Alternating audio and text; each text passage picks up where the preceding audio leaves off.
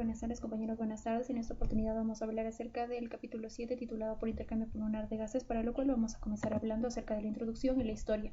Bien, tenemos que tener en cuenta que se van a producir ciertos cambios en el intercambio de gases pulmonares en las alturas, donde lo más resaltante va a ser la hiperventilación como resultado de una estimulación hipóxica de quimiorreceptores periféricos. Entonces vamos a ver que esta hiperventilación lo que va a hacer es reducir la presión de CO2 alveolar y va a ayudar a mantener la presión de oxígeno alveolar. Por otro lado, también tenemos que tener en cuenta que el grado de hiperventilación va a ser muy diferente dependiendo si es que el sujeto va a estar expuesto a una hipoxia aguda o si es que va a estar aclimatado. Entonces, si es que va a estar expuesto a una hipoxia aguda, se dice que no aumentaría la ventilación hasta unas altitudes de unos 3.500 metros, mientras que si va a estar aclimatado, se dice que aumentaría la ventilación alveolar, a diferencia de lo primero, y va a haber una disminución de la presión de CO2 alveolar. Asimismo, tenemos que tener en cuenta que respecto a la difusión de oxígeno a través de la barrera de sangre-gas, esa también se va a ver alterada en la altura, pero tenemos que considerar que, por ejemplo, en un pulmón normal, esa limitación se va a producir si es que una persona va a estar sometida a ejercicio en altitudes moderadas o si es que va a encontrarse en reposo en altitudes extremas. Por otro lado, también tenemos que tener en cuenta que la difusión a través de esta barrera va a aumentar si es que va a aumentar la afinidad por el oxígeno por la de hemoglobina. Entonces vamos a tener también que los habitantes de las tierras bajas que van a ir a grandes alturas generalmente suelen tener pequeños aumentos en la capacidad de difusión causado en parte por la policitemia. Asimismo, resaltar que la reducción de PO2 arterial por la desigualdad de ventilación-perfusión va a ser menor a gran altitud que a nivel del mar, principalmente debido a la pendiente más pronunciada de la curva de disociación del oxígeno.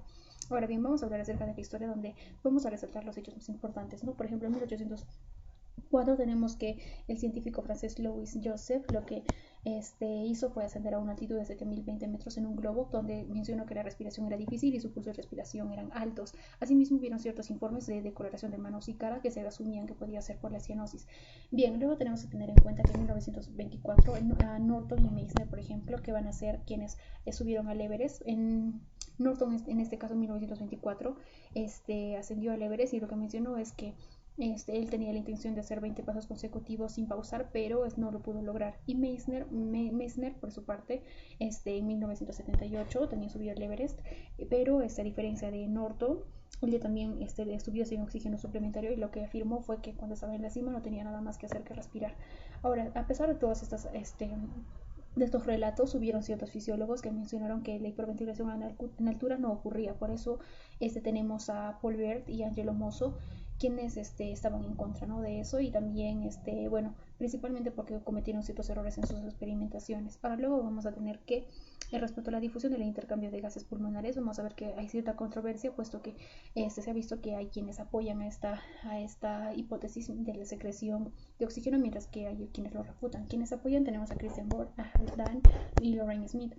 Christian Bohr, por ejemplo, en 1891 comparó la presión de oxígeno y la de CO2 del gas alveolar con la del gas en un tomómetro equilibrado con sangre arterial extraída al mismo tiempo. Y la conclusión que él llegó principalmente fue que el tejido pulmonar juega un papel activo en el intercambio de gases, y es por eso que la función del pulmón se podría considerar análoga a la de las glándulas. Y bien, Haldan por su parte mencionó que la absorción de oxígeno por los pulmones no puede expresarse únicamente por difusión, para lo cual él realizó una expedición para poder comprobar esta hipótesis. Sin embargo, fue refutado por su esposa. Y bien, luego tenemos quienes estaban en contra, donde vamos a tener a August Prof, quien fue un estudiante de Christian Bohr. Y bueno, ya también él mencionaba o se fue convenciendo de que la difusión pasiva era la que explicaba esos datos experimentales, ¿no? Y luego tenemos a Barcroft, quien ya también se experimentó en sí mismo, donde vivió en una cámara de vidrio sellada llena de gas hipóxico por un periodo de 6 días, y lo que él hacía era tomarse muestras de sangre de tal manera que medía la saturación de oxígeno. Asimismo, en 1921 y 22, Barcroft subió o hizo una expedición al Cerro de Pasco, donde se probó la hipótesis de la secreción en la expedición. Entonces, lo que encontraron principalmente fue que en Cerro de Pasco, que vendría a pertenecer en los Andes peruanos, la capacidad de difusión del pulmón para el monóxido de carbono tanto al nivel del mar como en Cerro de Pasco solo había un pequeño aumento. Luego tenemos el efecto de la hiperventilación en el intercambio gaseoso. Entonces vamos a ver que, como les mencionaba anteriormente, lo más importante va a ser el aumento de la ventilación alveolar en la altura y las consecuencias que esto pueda generar, para lo cual hay dos ecuaciones que podemos utilizar, que es la de ventilación alveolar y la de gas alveolar. La ventilación alveolar, que consiste en que la ventilación alveolar va a ser igual a la producción de CO2 entre la presión parcial alveolar de dióxido de carbono por K, y esto es importante porque va a establecer que si es que la tasa de producción de CO2 va a ser constante, por consiguiente la ventilación alveolar y la PCO2 alveolar van a estar inversamente relacionados. Asimismo tenemos la segunda ecuación, que ya también nos menciona que la presión parcial alveolar de oxígeno va a ser igual a la presión inspiratoria parcial de oxígeno menos la presión parcial alveolar de dióxido de carbono entre la relación de intercambio respiratorio más el factor de corrección. Tenemos que tenerlas en cuenta porque estas ecuaciones nos van a servir para la siguiente diapositiva. Entonces tenemos que a nivel del mar vamos a ver que la ecuación de la ventilación alveolar normal generalmente nos daría como resultado de una presión de CO2 alveolar aproximadamente de 40 miligramos por mercurio. Entonces, si nosotros vamos a insertar este valor en esta ecuación de gas alveolar, vamos a insertar aquí, vamos a tener aquí 40, ¿no?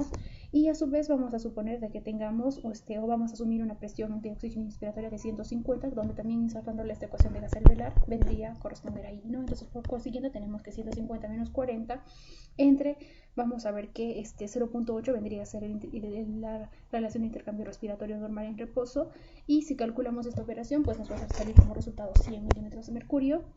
Y tenemos que tener en cuenta que esto es a nivel del mar, pero si nosotros vamos a aplicar la ecuación de también un escalador en la cima del monte Everest, vamos a tener principalmente que para poder calcular primero esta presión inspiratoria de oxígeno, porque en acá es lo que suponíamos o se le daba el valor. En este caso vamos a utilizar esta ecuación, donde vamos a ver que va a ser igual a la concentración fraccional de oxígeno, que sería de 0.2094 por la presión barométrica menos 47 milímetros de mercurio. Entonces, si nosotros en un escalador del monte Everest suponemos que la presión barométrica va a ser 250, vamos a reemplazar en la ecuación, de tal manera que vamos a obtener que esta va a tener un resultado de 43. Ahora, si nosotros vamos a asumir que la ventilación alveolar y la producción de CO2 en un escalador en reposo no va a cambiar comparándolo con uno del nivel del mar, vamos a obtener lo siguiente, ¿no? Que su PCO2 alveolar vendría a ser 40, porque estamos diciendo que va a ser igual, no va a cambiar, estamos asumiendo, tenemos que tener en cuenta eso. Entonces, por el consiguiente, vamos a utilizar la ecuación de gas alveolar, donde vamos a reemplazar los valores, ¿no?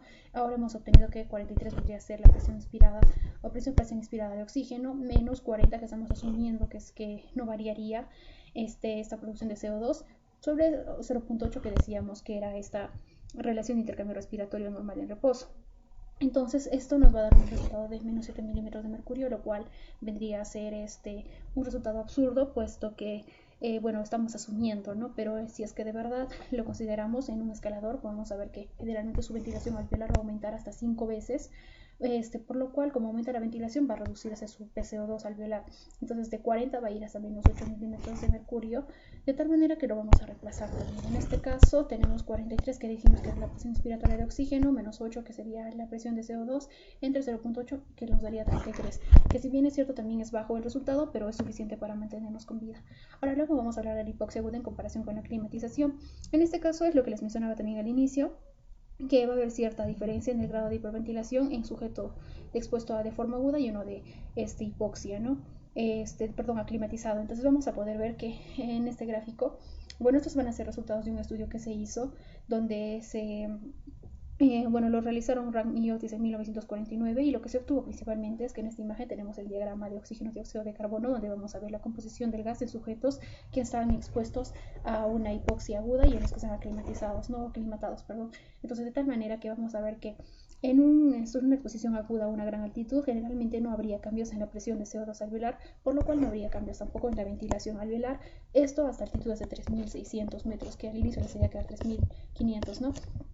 Y pero a diferencia también de uno aclimatado, que inmediatamente va a mostrar una caída en la presión de CO2 alveolar. Entonces, de esa manera lo que se indicaría es que habría un aumento de la ventilación alveolar ante cualquier aumento de altitud.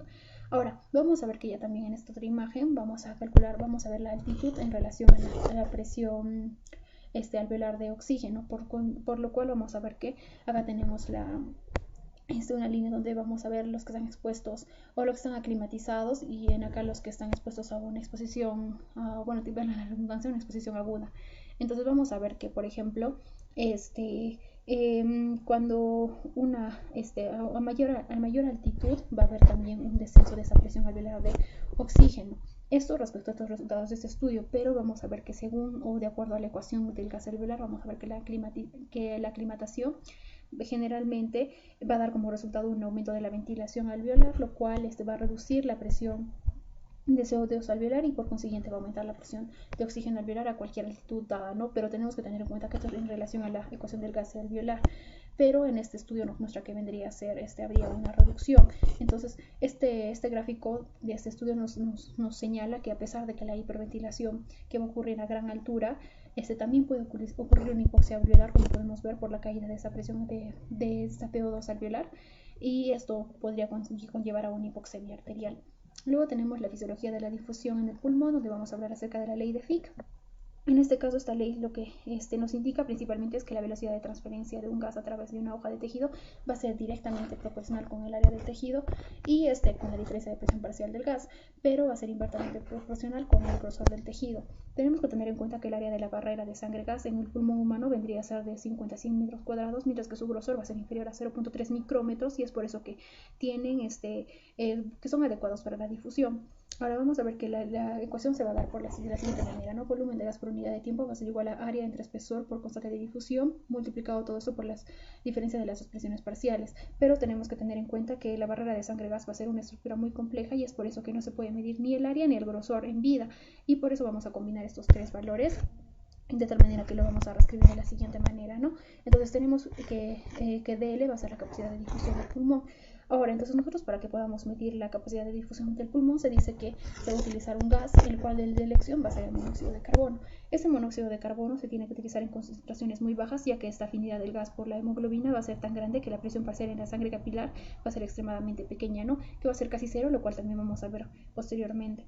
Y por consiguiente vamos a ver que la absorción del gas va a estar limitado solo a las propiedades de difusión de la barrera de sangre-gas. Entonces, reescribiendo la ecuación en relación a esta capacidad de difusión, vamos a tener que el volumen de este gas, que sería el monóxido de carbono, la capacidad de difusión va a ser igual al volumen del monóxido de carbono entre la diferencia de estas presiones, que serían la del gas alveolar y la de la sangre capilar, porque en este caso pasaría a dividir, ¿no? Entonces, de esta manera, pues vamos a poder ver que les mencionaba que la presión en la sangre capilar va a ser muy pequeña, por lo cual la vamos a considerar cero, y si consideramos cero vamos a conducir a que la ecuación sea de la siguiente manera, ¿no? Como podemos observar en la imagen. Entonces, ¿esto qué nos quiere decir? Principalmente que la capacidad de difusión del pulmón para el monóxido de carbono va a ser el volumen de monóxido de carbono transferido en mililitros minutos a la -1, milímetros de mercurio a la -1, de presión alveolar, de presión parcial alveolar. Tasas de reacción con hemoglobina. Respecto a las tasas de reacción con hemoglobina, tenemos que tener en cuenta que las velocidades de reacción del oxígeno con la hemoglobina puede ser un factor limitante. Entonces, si se agrega oxígeno a la sangre desoxigenada, la formación de oxihemoglobina es bastante rápida y esta puede darse en 0.2 segundos, pero la oxigenación va a ser tan rápida en el capilar pulmonar que esta reacción rápida de alguna forma va a retrasar la carga de oxígeno por los glóbulos rojos.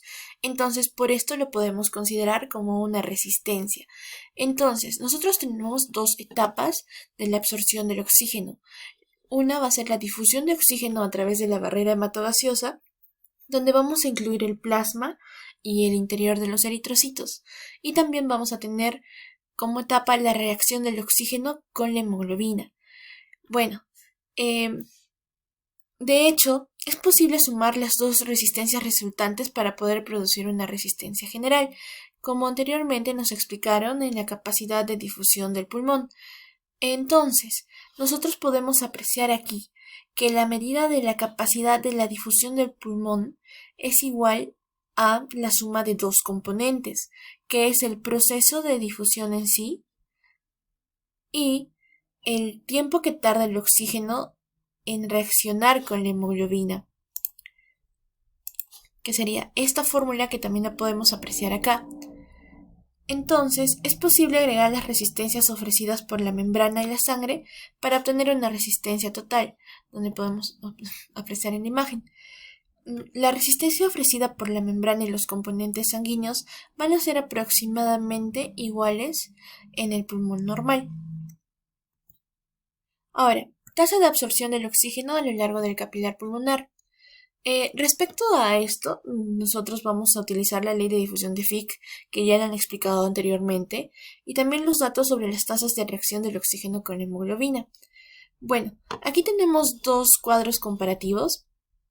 En este cuadro podemos ver un curso temporal típico calculado para el pulmón de un paciente o un sujeto en reposo en el nivel del mar. Entonces, nosotros podemos ver que la capacidad de difusión de la barrera hematogaseosa se supone que es de 40 milímetros por minuto por milímetros de mercurio, y el tiempo de permanencia en la sangre en la capilaridad pulmonar va a ser de 0,75. Bueno, lo que se dice en otras hipótesis es que el gasto cardíaco en reposo es de 6 litros por minuto y que va a haber un consumo de oxígeno de 300 mililitros por minuto. Entonces, lo que podemos ver aquí es que va a haber un ingreso de la sangre en el pulmón con una presión de oxígeno de 40 milímetros de mercurio. Y esto se va a elevar rápidamente hasta llegar a un nivel de presión de oxígeno alveolar. Entonces, cuando la sangre solo ha pasado un tercio de su tiempo disponible en el capilar, la tasa de la presión de oxígeno va a aumentar en los últimos 2 tercios del capilar, y esta va a ser lenta, como podemos apreciarla acá.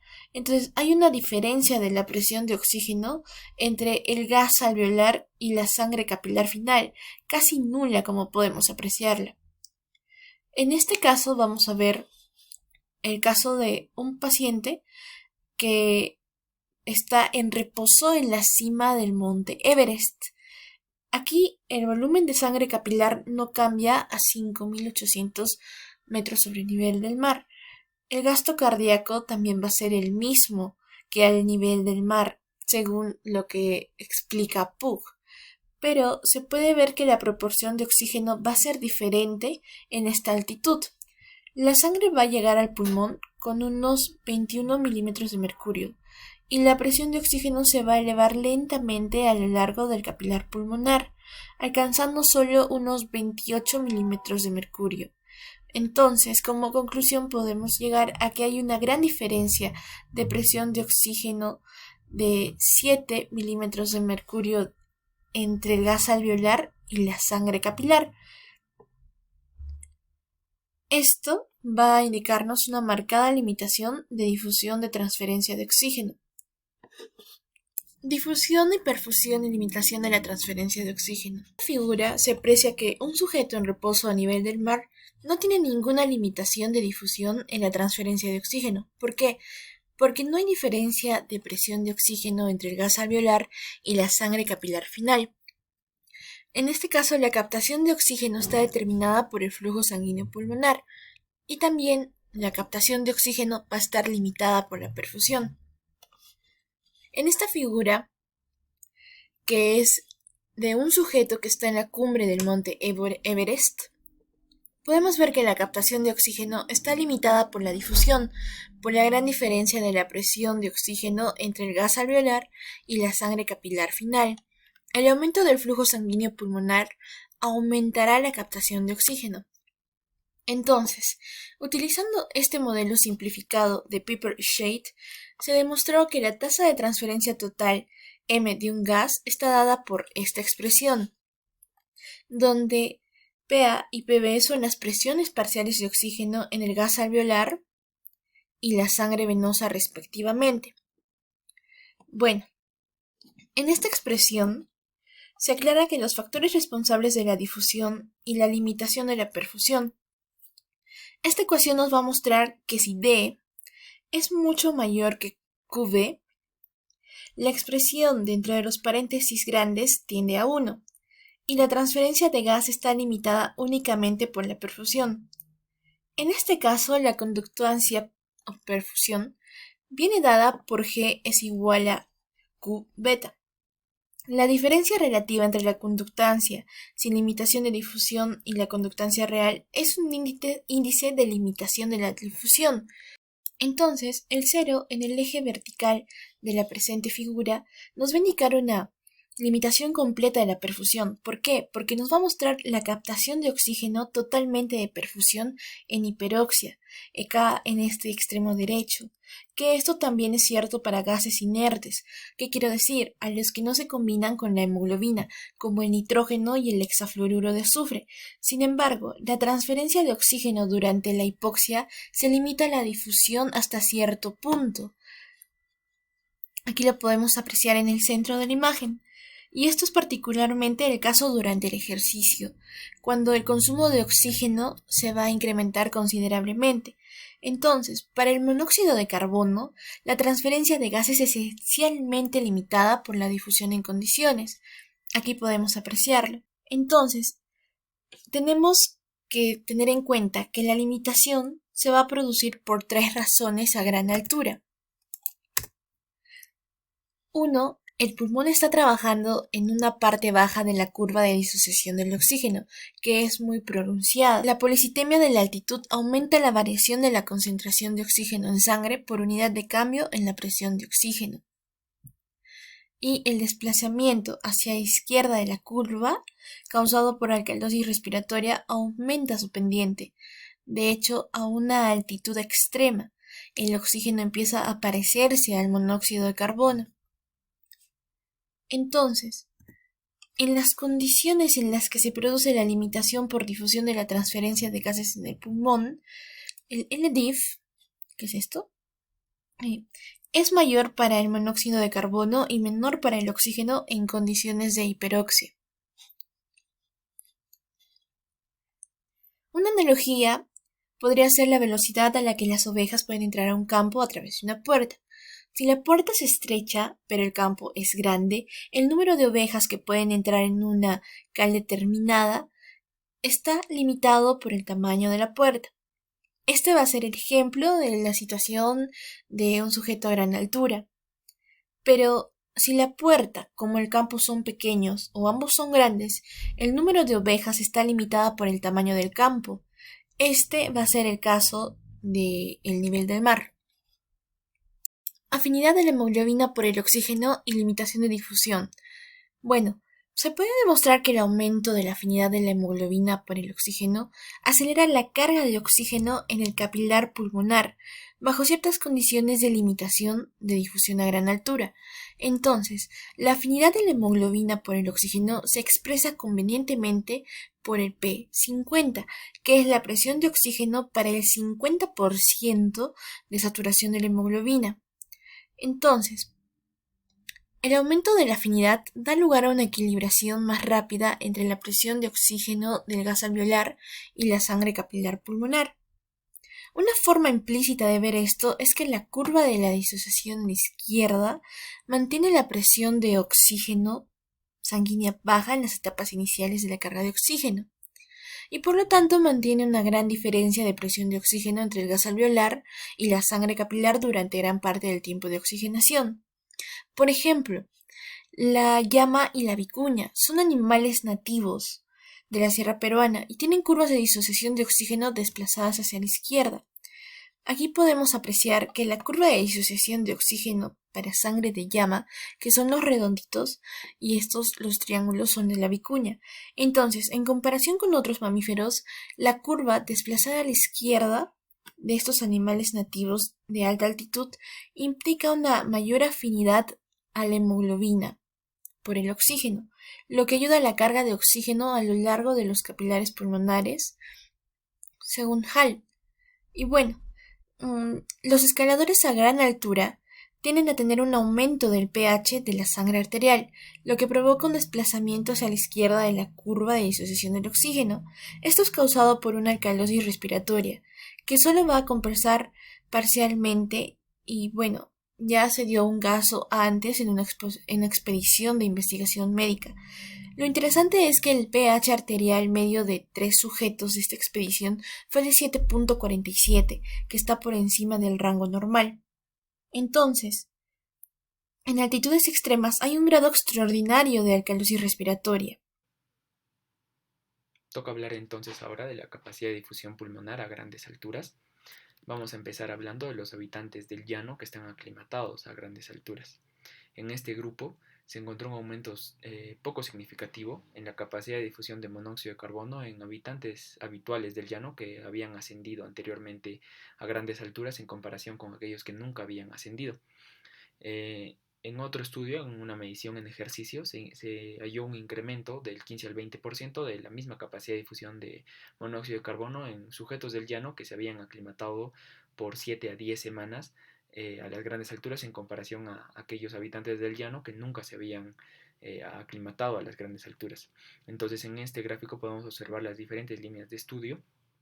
Y bueno, tomando Londres como punto de 0 metros sobre el nivel del mar, 15.300 pies como 4.700 metros sobre el nivel del mar y 19.000 pies como 5.800 metros sobre el nivel del mar, vemos que todas las líneas tienen tendencia al ascenso, ¿no? Y bueno, este ascenso representa la capacidad de difusión de monóxido de carbono. Todas tienen la tendencia a aumentar.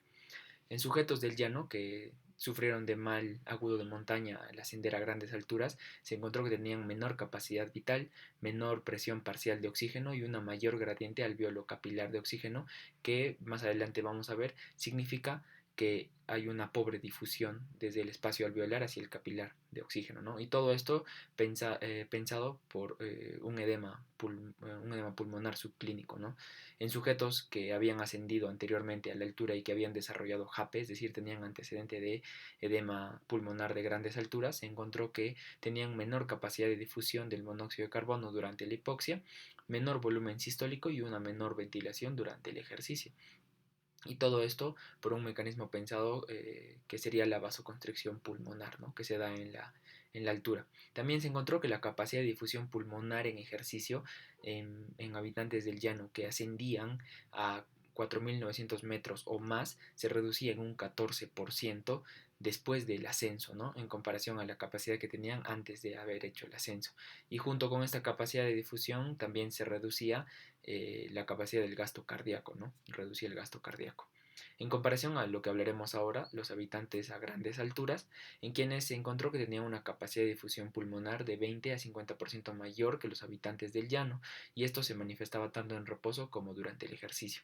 Esta capacidad de difusión incrementada podría deberse a varios factores, entre los cuales destaca una caja torácica de mayor tamaño, tanto en el diámetro como en la longitud, y sobre todo a unos pulmones de mayor tamaño, de mayor volumen, donde en ciertos estudios se encontró que niños criados a alturas mayores o iguales a 3.000 metros sobre el nivel del mar se encontraba que tenían un mayor volumen pulmonar. Sin embargo, Lechner en 1982 en un estudio sostuvo que los niños que eran criados a grandes alturas solo desarrollaban el volumen pulmonar máximo de una forma más rápida a comparación de los niños que se desarrollaban a nivel del mar, pero que al final ambos iban a tener el mismo volumen pulmonar final. Solo los niños a grandes alturas solo lo desarrollaban de una forma más rápida. Otro factor importante sería la mayor área alveolar, obviamente debido a un mayor volumen pulmonar, y un mayor volumen capilar, también debido a un mayor volumen pulmonar, ¿no? Entonces se hicieron diversos estudios para poder corroborar esto, como el siguiente, ¿no? Donde se compararon tres grupos para ver la capacidad de difusión del monóxido de carbono. El primer grupo es de habitantes del llano a 250 metros de altura. El segundo grupo es de habitantes del llano, pero que subieron a 3.100 metros de altura sin aclimatarse. Y el tercero es de habitantes de a grandes alturas, ¿no? Residentes a grandes alturas, donde se vio una diferencia bastante significativa entre los dos primeros grupos y el tercer grupo que era de los habitantes de altura, los residentes de altura. Sin embargo, entre ambos grupos del llano se vio diferencias, pero poco significativas. Y a medida que el volumen de oxígeno consumido iba aumentando, las diferencias se hacían menos notorias, ¿no? Otro estudio comparó en grupos de ratones expuestos o su crecimiento fue expuesto a diferentes alturas. El primer grupo, el JJ, fue el grupo de ratoncitos expuestos a 3.450 metros. Un grupo fue expuesto, o bueno, creció a nivel del mar, que es la barra sombreada, y el tercer grupo, OC, creció a nivel del mar, pero en un ambiente hiperóxico, con 40% de oxígeno a comparación del 21% del aire ambiental, ¿no? Entonces podemos ver que entre el día 23 y el día 44 el volumen pulmonar de los que crecieron en ambiente hipóxico fue significativamente mayor que los que crecieron en un ambiente normóxico y en un ambiente hiperóxico, ¿no? En estos mismos grupos también se comparó la capacidad de difusión pulmonar en quienes se vio las mismas diferencias, ¿no? JJ, ambiente hiperóxico, y OC, eh, JJ hipóxico y OC, ambiente hiperóxico, ¿no? En quienes se vio esta diferencia significativa en la capacidad de difusión de monóxido de carbono. Entonces, concluyendo, podríamos decir que los pulmones desarrollados a grandes alturas en un ambiente hipóxico tienen mayor volumen, pero también tienen mayor funcionalidad, ¿no? Vamos a hablar también de la limitada difusión del oxígeno en grandes alturas, es lo que les mencionaba antes, ¿no? Hay que recordar que en un paciente o en un sujeto del llano que asciende a grandes alturas, la capacidad de difusión está reducida y esta capacidad de difusión va a limitar el consumo de oxígeno tisular periférico y va a reducir también la performance en ejercicio de este sujeto. ¿A qué se debe esto? Se debe a que la presión alveolar de oxígeno y la presión arterial de oxígeno no llegan a igualarse al final del capilar. Es decir, que el oxígeno que está en el alveolo, que debería pasar completamente hacia la sangre del capilar pulmonar, no lo hace completamente. Y es por eso que la gradiente alveolo capilar de oxígeno incrementa en altura, ¿no? Y esto obviamente va a significar menos oxígeno que pasa hacia la sangre y por ende menor saturación de oxígeno. Y esto se puede evidenciar en este gráfico donde observamos como los sujetos a nivel del mar, por más de que esta es la carga de ejercicio, ¿no? Por más de que la carga de ejercicio vaya ascendiendo, ¿no? Paulatinamente, la saturación de oxígeno se mantiene relativamente estable, ¿no? En cambio, en pacientes o en sujetos que han estado a grandes alturas con aire ambiental, vemos como de arranque ya tenemos una saturación disminuida y a medida que el esfuerzo o el ejercicio se va haciendo más arduo, la saturación va disminuyendo. Y qué decir sobre los pacientes que han estado a grandes alturas y encima se les ha reducido el porcentaje de oxígeno del aire ambiental de 21 a 16 y de 21 a 14. Vemos que con esfuerzos mínimos en comparación a los que se hacía a nivel del mar, la saturación reduce mucho más, ¿no? Significativamente y de forma más rápida también.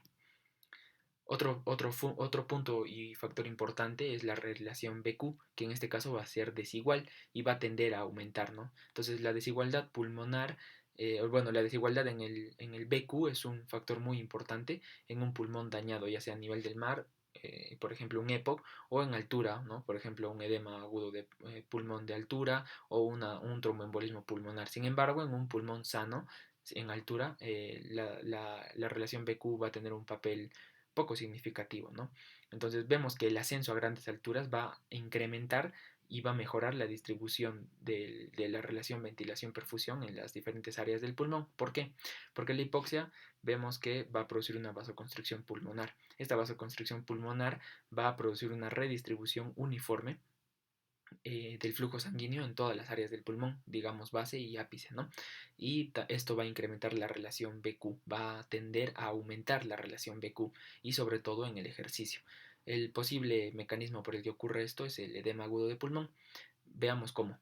El edema agudo de pulmón va a hacer que el agua pase hacia el intersticio, es el tercer espacio, y va a aumentar el grosor de la membrana alveolo capilar.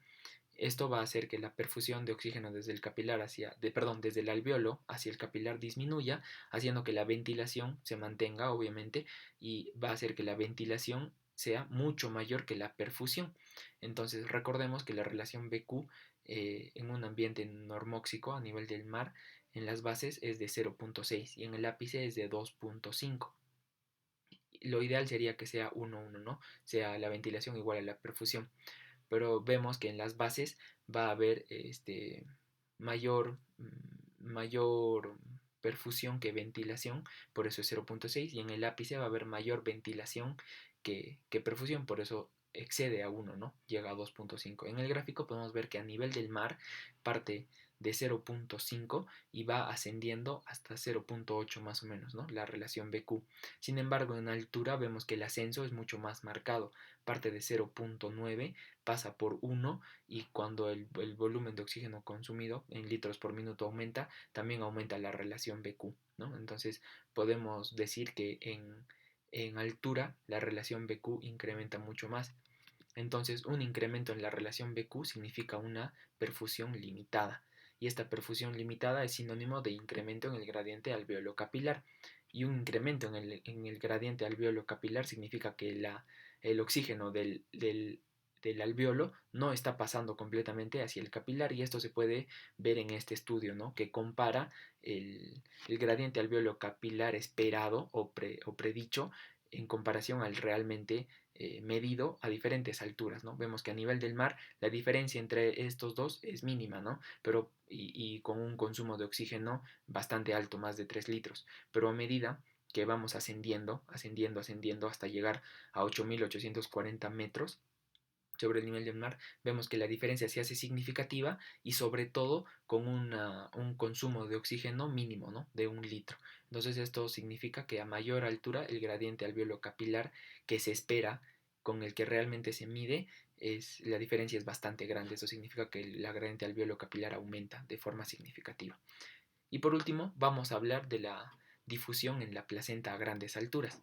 Veamos que el intercambio gaseoso en la placenta es menos eficaz, de todas formas menos eficaz que en los pulmones, tanto a nivel del mar como en altura, ¿no? La presión parcial de oxígeno en la aorta descendente de un feto humano a nivel del mar es de 25 milímetros de mercurio, y bueno, obviamente a grandes alturas va a ser mucho menor.